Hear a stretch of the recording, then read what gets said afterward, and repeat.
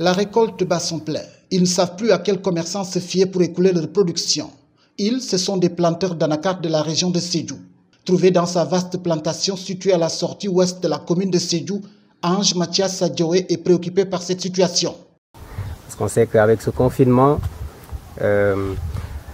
les transports sont arrêtés, les transports internationaux surtout sont arrêtés pour des raisons sanitaires. Alors, cette crise sanitaire, la conséquence qu'elle va avoir sur la vente ou le commerce des anacardes, c'est que les acheteurs, les acquéreurs internationaux ne vont plus nous parvenir et que nous ne pourrons plus vendre nos anacardes. Alors le problème qui se pose, c'est que nous allons continuer à récolter, nous allons continuer à exploiter notre plantation. Par contre, il n'y aura pas d'acquéreurs. Il n'y aura pas.